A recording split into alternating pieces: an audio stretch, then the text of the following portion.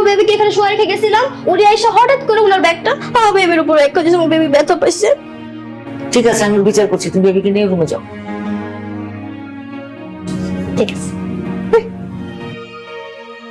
কান্না করে না, কিচ্ছু হয়নি। মানে কি? মানে বউ, বৌমা, বাবু, আমি কিছু বুঝতেছি না চাচি, আমার মাথার উপর দিয়ে যেতেছে সবকিছু। ও হচ্ছে আমাদের আশিকের বউ নিতু। আশিকের বউ মানে মানে পিচ্ছি বাচ্চা মেয়েটা আশিকের বউ? না ঠিক আছে, আশিক আমাকে বলছিল যে ওর বউর বয়স কম, কিন্তু এই জন্য পিচ্ছি বাচ্চা মেয়ে।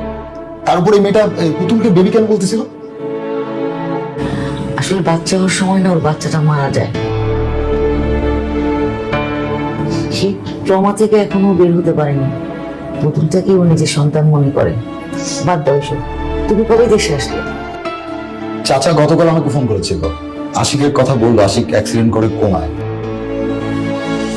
ওইটা শুনে আমি সাথে সাথে রওনা দিয়ে দিই। আচ্ছা, আমাকে পুরো বিষয়টা একটু আগে জানানো যেত না?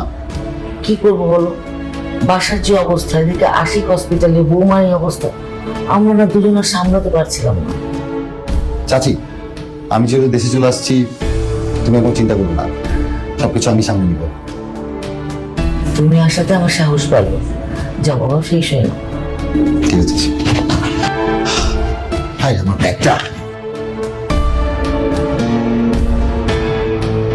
এই যে টুকি, টুকি, টুকি। কি করে?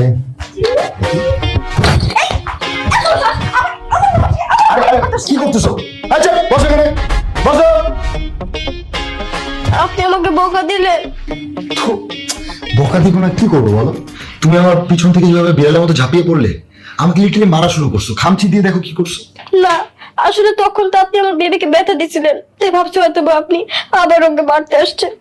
আচ্ছা, তুমি আমাকে একটা কথা বলো, আশিক আমার কি হয়? কাজিন। আর আশিকের বেবি আমার কি হবে? ভাতিজি হবে। আর আমি ওর কি হবো? চাকচু হবে। তাহলে আমি ওকে কেন মারবো বলো? আমি আর ওর জন্য